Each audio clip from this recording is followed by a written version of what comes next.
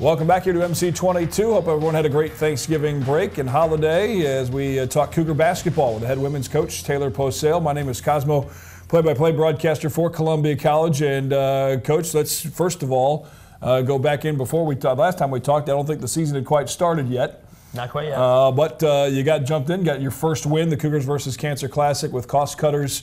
Take us through the game day, the night. You get the first win over Mount Mercy. How about that? Congratulations, by the way. I appreciate that. Yeah. I didn't sleep very well the night before. And really, as the day kind of progressed on, I was feeling pretty good early in the day, and then as the day kind of went on, I was like, okay, we're about to do this for real, you know. And then the game, you know, it started off. It was kind of back and forth right away for a little bit, and then we really blew it open in the fourth quarter, and so that was pretty fun, you know, a fun experience for us. And then it's tough because you have all that emotion of the very first night of getting your first career win, and you got to turn around immediately and play again the next day. And so it did carry over right away for us. We were playing well through the first half, and then I think we kind of maybe got a little bit ahead of ourselves versus Cooper Stockton in the second half, but we're able to win that one by double digits. And as I reminded the team, a win's a win.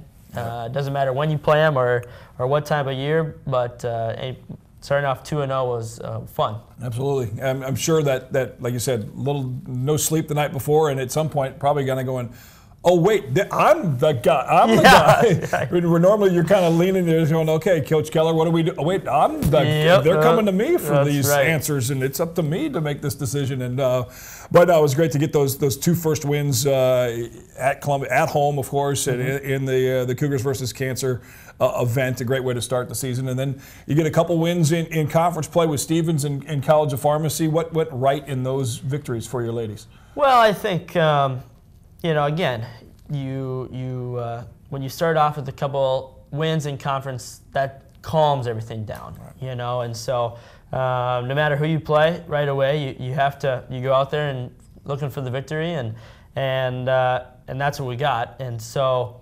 we're sitting 2-0 in conference, and we look forward to our next conference game, which is this Thursday night, which is a little bit of a step up, but again, you can't go undefeated in conference unless you win your first two, right? Right, absolutely. Then that's all you can do is win the ones that are on your schedule, no matter who the opponents are. And now on paper, sure, Stevens and College of Pharmacy are not, you know, at the top of the list of the conference, but to have them out of the chute and get things rolling, keep moving through, get the wins, and now you get ready for Lindenwood Belleville at home, and then the first road game at William Woods for you as the coach of the Cougars.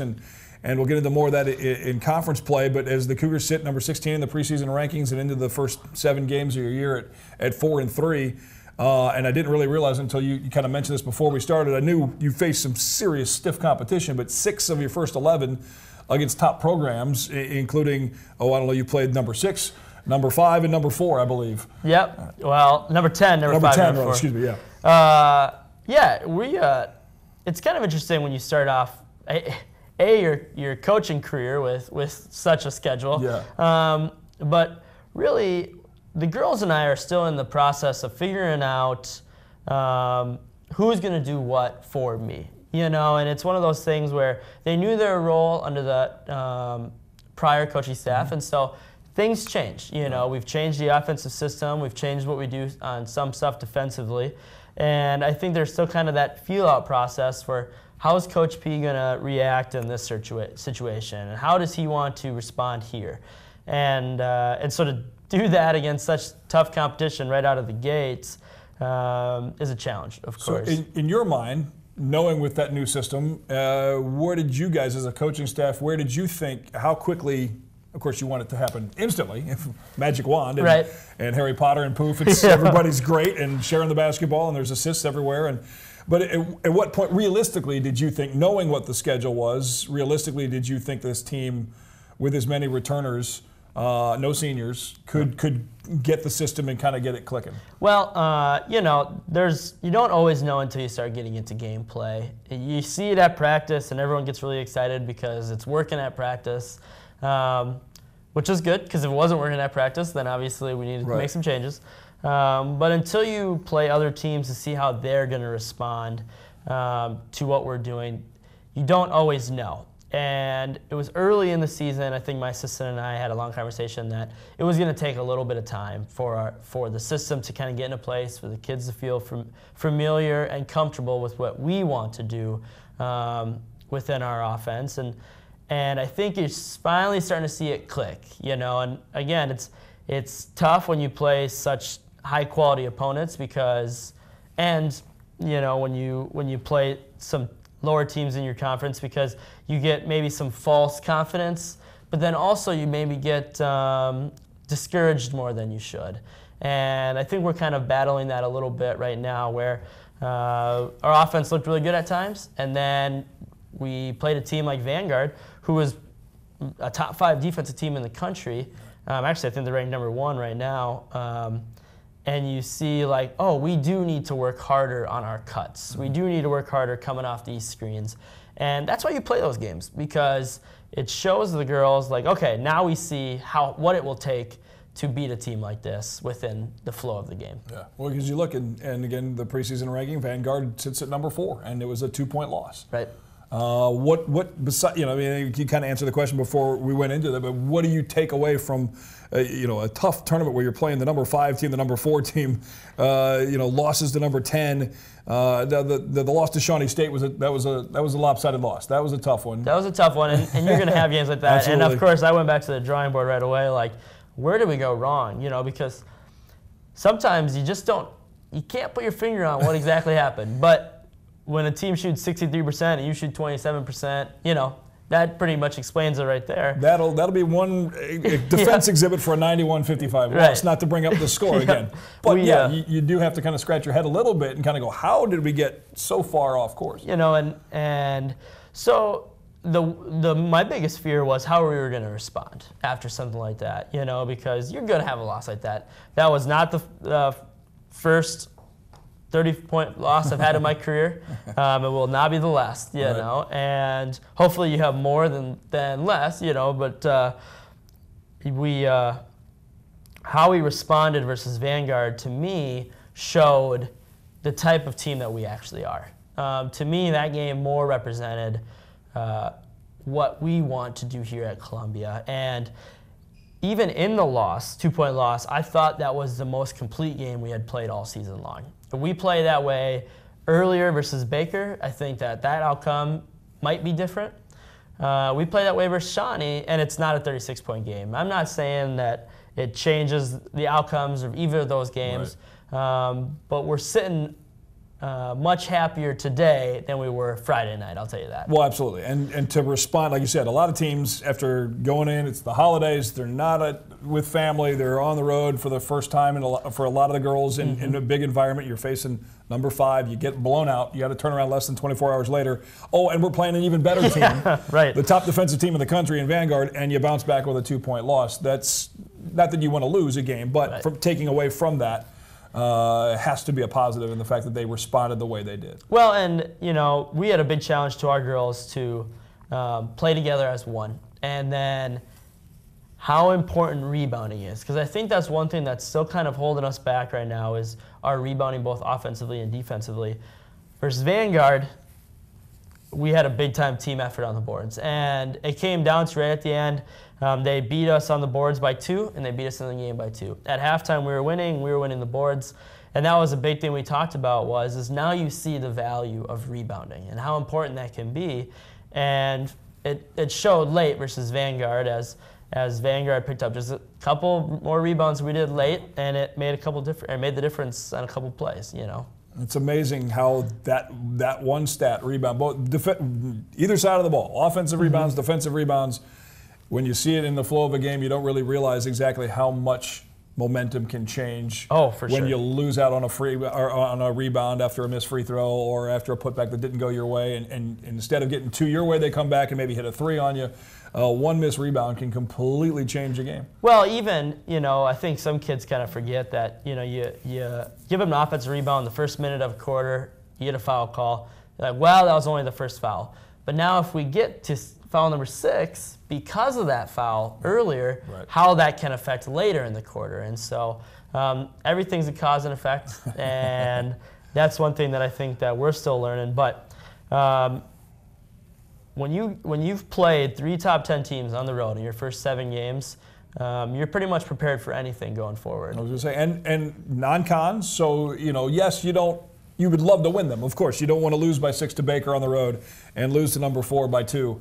But that's something that you can physically show the girls later and say, hey, now we know what we have to do to get to that spot. Well, and, a couple coaches that I've talked to that I feel are in my inner circle, one of them said to me, no one actually looks at who you beat the last year. They just look at your record. And I told the girls after the game, I said, non-conference games are there to help you get better. Yeah. Winning every conference game is what you want. What's what you really strive for. Now, obviously, you want to win every single game. Sure. But as long as you're doing it in a way that you're getting better, that's what you get excited about. Absolutely. And ultimately, the conference wins are what punches your ticket to wherever the national tournament is. I lost. Is it back in Montana? Yes, unfortunately. Okay. Yeah, back in Montana. It's a long way away. But that's what's important. Ultimately, it comes down to those conference games and a big home game for the Cougars, Linwood Belleville at Southwell on Thursday. We'll talk to Coach Posale more about that game and the future for the season for this team. Again, the Cougars number 16 in the preseason polls and 7 games in. Tough schedule, but winning ball games. More on the Cougar women's basketball team when we come back here on the Cougar Insider on MC22.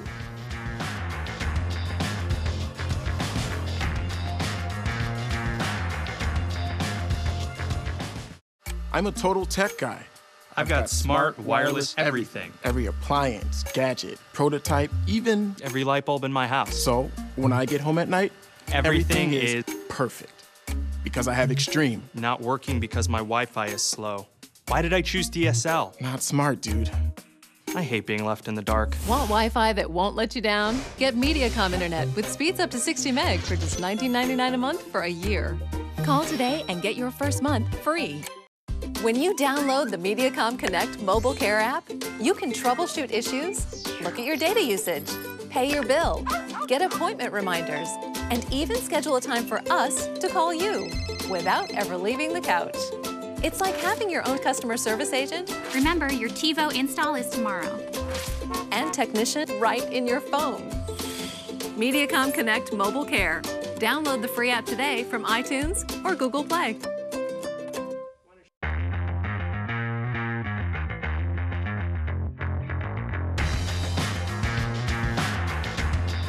Back talking hoops here with the head coach of the Columbia College women. Are you still used to hearing that? Head coach? Yes, kind of Coach fun. P, I enjoy it. Taylor Posale, the head coach.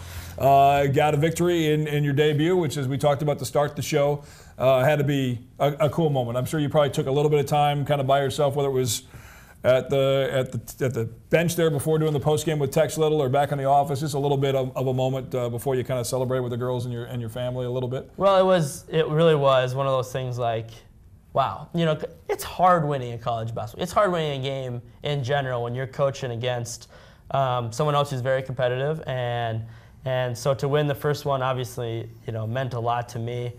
We celebrated by taking the girls out for breakfast the next morning. My wife took care of that bill, and the girls, I think, appreciated that one, and it was a big sigh of relief for the Posale family. Well, 89-59 over Mount Mercy will always be your first ever collegiate victory, and then Culver Stockton was not an easy win either. The next day you turn it right around in the Cougars versus Cancer Classic, and I know it wasn't your cleanest ball game statistic-wise, but you scraped through and got a big win. Yep, that's right. And again, anytime you play someone and have to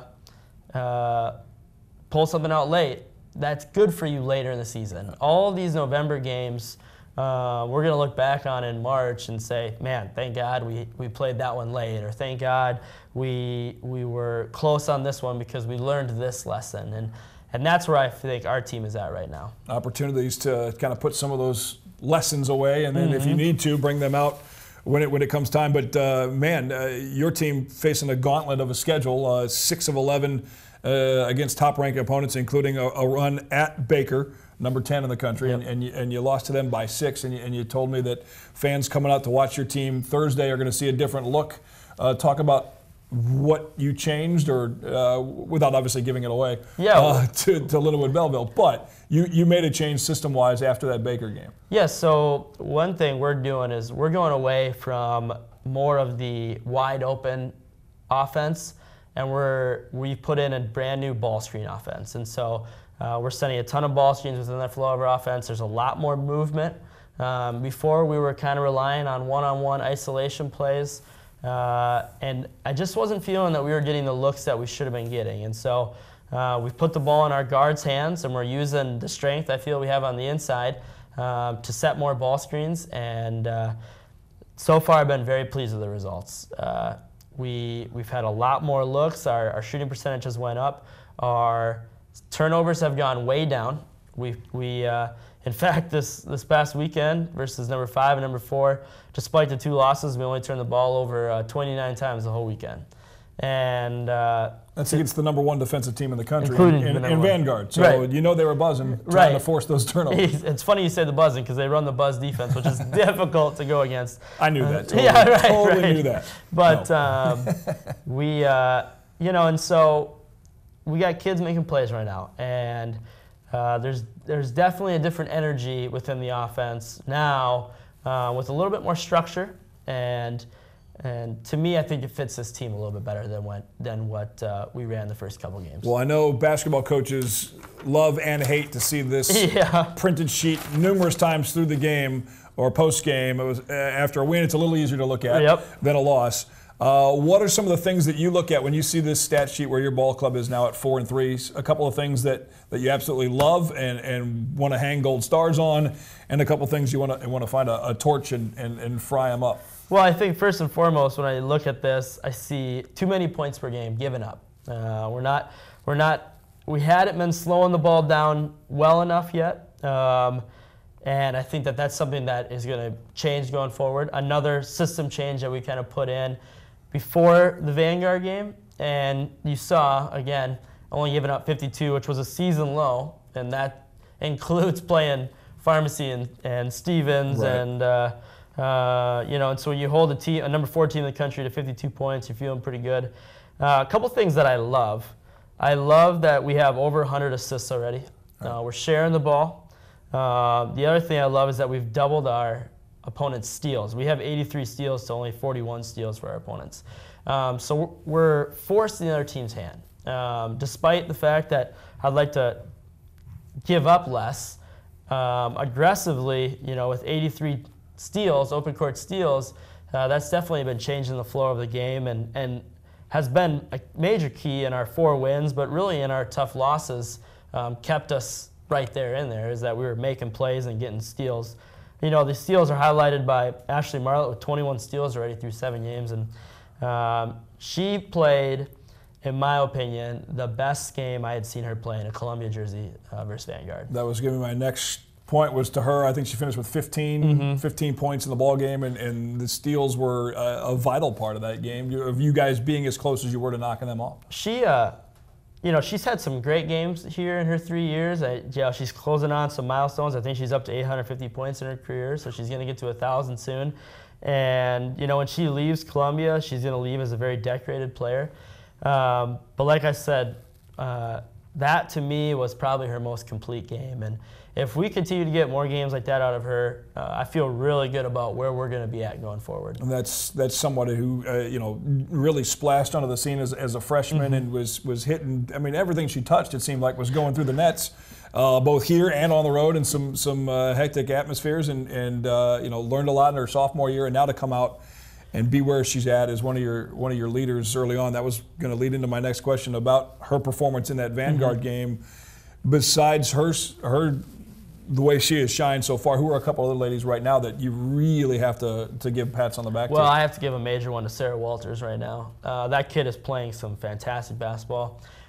We knew when we recruited her, she had come from a small school and was going to take a little bit of time, but the progression she has made as her career has gone on really shows her talent level. I think her first year she probably averaged a couple points a game, and in 15 games maybe played. Last year, she averaged about 7 points a game, and now she's up to 12 points a game. Right. In fact, she actually has scored the most points on the team so far this year. And she hasn't started any games. So off the bench, she's our leading scorer at this point. Which some coaches would say that's not a good thing. Others would say, hey, but that also goes to the fact that you're a very young team and a deep team. Right. And she has embraced her role, has been very excited about when she's come in, ready to go. And she was another kid versus Vanguard, that really filled it up. Had 14 points, 4 threes off the bench for us versus them. We were down 49-45 with about 3 minutes left, and Sarah herself went on a 5-0 run to put us back in the lead, 50-49, and give us a chance late. And so when you can turn to a kid like that off the bench, pretty lucky, we'll just say that. Absolutely. But she really, and I think the thing that we always give her a hard time about that I find to be most valuable when looking at her numbers is 11 assists already on the year. I don't think she had 11 assists last year until the national tournament. Yeah. We used to harass her all the time about she knows how to get her shots up, but can she pass the ball? Right. And so for her to have more assists than turnovers at this point in the season really shows her maturity and her growth as a player. I always remember doing one of these shows around Thanksgiving time because I remember hearing Coach Burchard make the analogy of Thanksgiving and everyone's around the table and you're passing everything, passing the stuffing, passing the gravy, passing the turkey. And to have a basketball team this early in the season get what it means to be able to pass the basketball, yep, and to have that number of assists as a team and as an individual this early, now firing into December here by the weekend, that goes a long way to helping a team win. It really does, and that was one push for us going forward is the assist numbers. And so I'd like to see us get over the 1-to-1 ratio. We're right now just below 104 assists to 111 turnovers, but we're right there. So looking at a couple other players, obviously Morgan Brandt. She had a tough couple games, the last couple games, but she, as a leader, has been huge for us. She was the first one down after the game on Friday night to watch film with the coaching staff. So, of course, we went back to the hotel. We flip on the film because we want to know what we need to change for the next day. And she came right down and watched film with us that night and asked a lot of good questions. And she turned it around the next day and had a great game versus Vanguard as well. It was very strong in her 33 minutes, which was a lot of minutes. She's got a lot of miles on those legs already. And so to give us the 33 minutes she did was big. Reagan Weezer, another kid, versus Baker, was just about unconscious. I'd never seen a kid shoot that well in my life, but 30 points on the road at Baker kept us in the game, which was big. And she's really coming into her own as well. And so we can really score the ball. When we get rolling as a team, we really could score it. I'm still waiting for the day when I have 7 or 8 girls all clicking at the same time instead of 3 or 4 every game. Well, let's hope that's Thursday night. Come see the Cougars play. First time after the holiday break at home. Lindenwood Belleville, 5:30 on the Thursday night game. And then Saturday at William Woods, 1 o'clock, I believe, is the game time on Saturday. That's an easy road trip. Go cheer on the Cougars. Both teams, of course, play on both those nights with the conference doubleheaders. Coach, again, congrats on that first coaching win. I know that's way in the back. You're not even thinking about that anymore. There's some big games coming into conference play. The Cougars go, so come watch the ladies play. Find out more on the Cougars at ColumbiaCougars.com. And, of course, on-demand programming right here from MC Mediacom and MC22 from your cable box. Thanks for watching the Cougar Insider Show.